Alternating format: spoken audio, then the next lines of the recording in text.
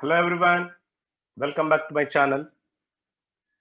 In this video, I'm going to explain another 10 very short answers questions given from the board exam papers. I'm going to discuss all the very short answers given in both Andhra Pradesh and Telangana state board exam papers. I hope you have benefited from my previous video where I have discussed 10 very short answers questions. In this, I'm going to discuss another 10 questions from 11 to 20. Before I start my discussion, please subscribe my channel if you really like my content and do not forget to click the bell icon for more updates. Let's start question number 11. The percentage error in the mass and the speed are 2% and 3% respectively. What is the maximum error in the kinetic energy calculated using these quantities? So let's see. We all know that kinetic energy is half mv square. So kinetic energy depends on mass and speed, half anyway constant.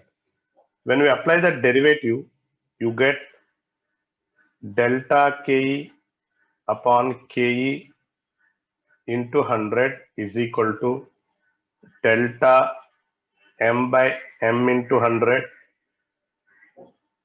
plus, since there is 2 square for speed, so we get 2 times delta v by v into 100. This is the formula we need to apply here. So very simple, delta m by m, the percentage error in the mass is given as 2%. So write directly 2 plus 2 into the percent error in the speed is 3%. So write 3 here, the total value. So nothing but 6 plus 2, the answer is 8%. So here the error in the measurement of kinetic energy is 8%. When the error in the mass is 2 and the speed is 3%. It's a very simple problem. Now let's move on to the next question. How is average velocity different from instantaneous velocity? When we take the average, we need to take the complete journey. So here a car is moving from here to here.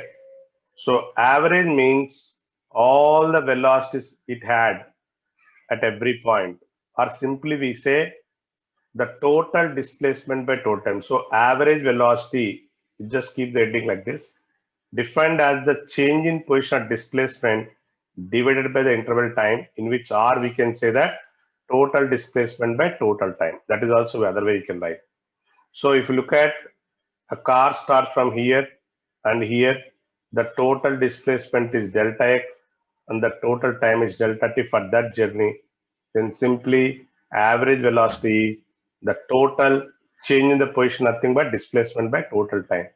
So here to here you need to take average means the total. From here to here you calculate the displacement, divide with the time, you get average velocity. But what about instant?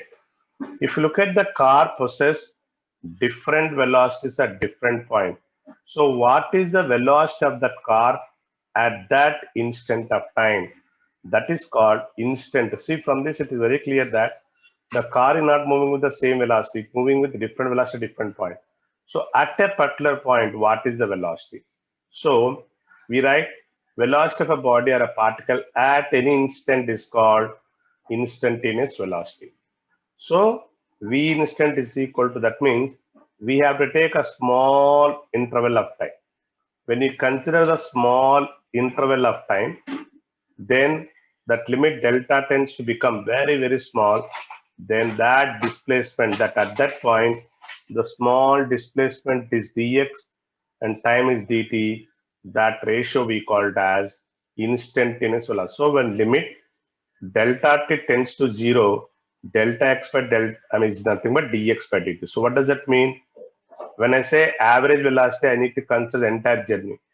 When I say instantaneous, take only a small part, dx by dt. This ratio we call it as instantaneous velocity. So for this one, this is the diagram for entire journey. delta x is the total displacement, and delta t is the total time. But here, for instantaneous, only you take that instant. So that's how we can explain that. Next, coming to the next question, question number 13. Give an example where the velocity of an object is zero, but its acceleration is not zero. So a body thrown vertically upward has no velocity at its topmost point, but its acceleration due to gravity along downward. So let us see. A body projected with a velocity 10 meter per second, let us say. We projected like this. But when it reaches that maximum height, velocity becomes zero. But remember, even the velocity is zero, everywhere the body is accelerated down or it is retarding. So G will act downward. So even though velocity is zero, but acceleration is there. So for a vertically projected body, at the highest point, velocity is zero, but acceleration is not zero. This is an example. Now, let us see the next problem. The vertical component of vector is equal to tangential component. What is the angle made by the vector with x-axis? So let us take x-axis and this is y-axis. I am considering a vector, say a bar, which makes an angle theta with the horizontal. So let us resolve into component. So this horizontal component, we write it as a cos theta, and the vertical component, we write it as a sin theta. So vector has two components, and that is a cos theta and a sin theta. These are the two components. So what is given? The vertical component of vector is equal to horizontal component. So given that ax is equal to ay. So ax is nothing but a cos theta, ay is nothing but a sin theta. So a cancel. So when cos theta is equal to sin theta, we say theta is equal to 45 degrees. So the answer is 45 degrees. So in the exam, this diagram is very, very important. So theta is the angle made by the vector with the horizontal. So the answer is 45 degrees. Now let's move on to the next important problem. Very simple. Two forces of magnitude.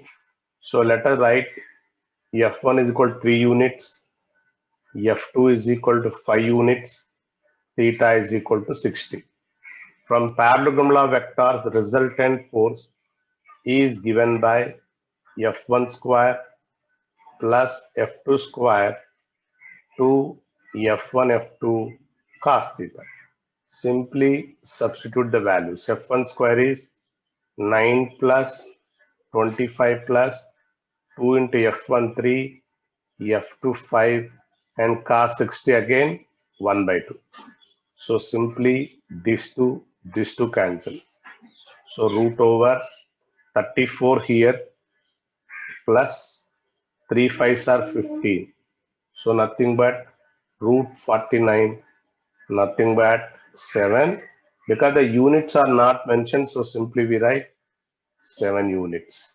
If it is given as Newton, you write Newton here. So simple problem based on parallelogram law of vectors. So substitute that formula. Now let's move on to the next problem. A bar is equal to I plus j. What is the angle between the vector and x-axis? It is simple as 14th problem. Again, draw a diagram. So just now I told you, if I take this as a bar, this is theta. I wrote the component ax is equal to a cos theta, and the vertical component ay is equal to a sin theta. So if I take this one, this become ay, this is ax.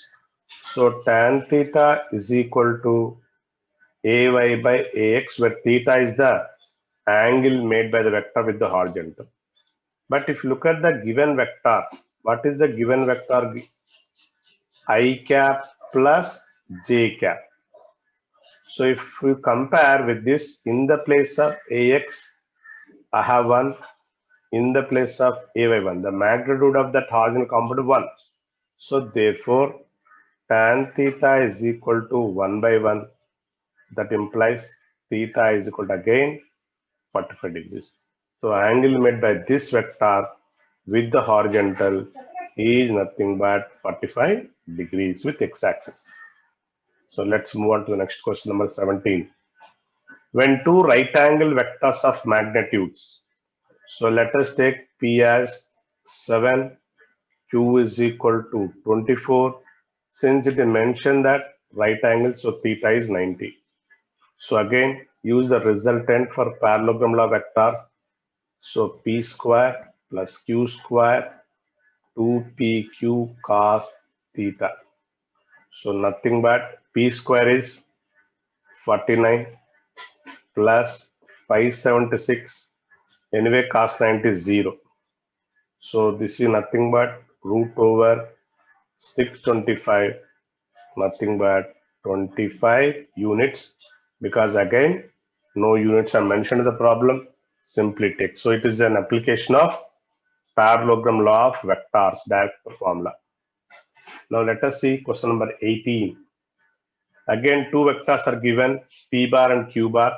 Simply is asking the magnitude of P bar plus Q bar. So let us find out first P bar plus Q bar. What is P bar?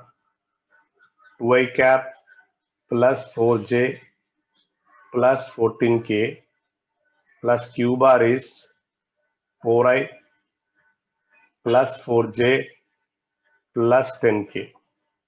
So 2i plus 4i is 6i cap, 4j plus 4j is 8j, 14 plus 10 is 24. I got the vector, but is asking the magnitude. So magnitude of P bar plus Q bar will be square root of the magnitude of this vector, 36 plus 64 plus 576. So nothing but 676, nothing but 26.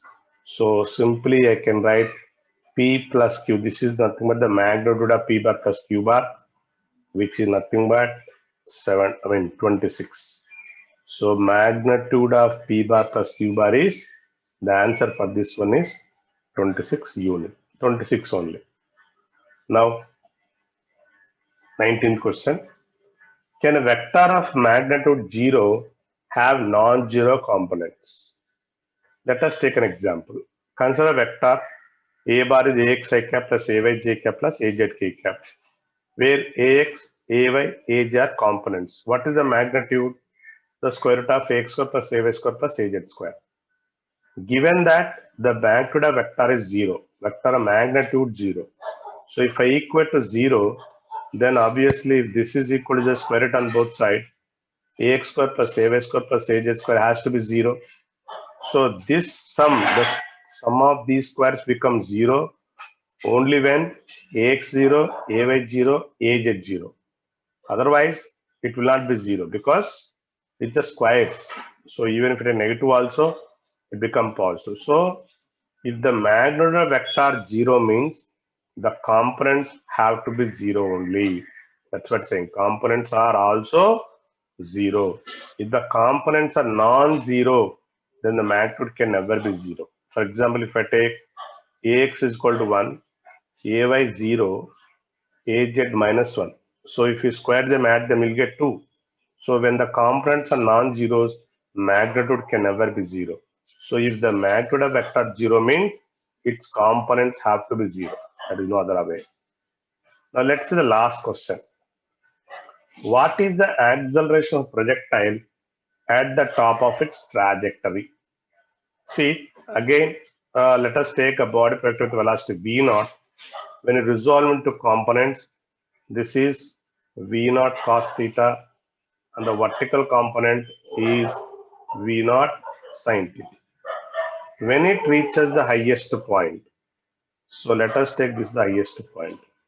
At the highest point, vertical component 0, but the projectile possess horizontal component, that is v0 cos theta. And very important point is, everywhere the projectile experiences a downward acceleration, that is g. So what is the question? What is the acceleration projected at the top of the G? So in projectile motion throughout the trajectory, the acceleration is always acceleration due to that. That's what I said, right? So everywhere G acts downward. So even at the highest point, also G acts downward. So magnitude of acceleration is G, and what is the direction? It acts vertically downward. So if we can draw the diagram, so examiner will understand better, and there is a chance of awarding full mark for the question. So I hope you understood all these very short answers. And in this, we have more problem in motion of plane, and these problems are repeatedly coming in the exam. So thanks for watching my video, and please share these videos if you really like my content. Thank you. Thanks for watching. Happy physics learning.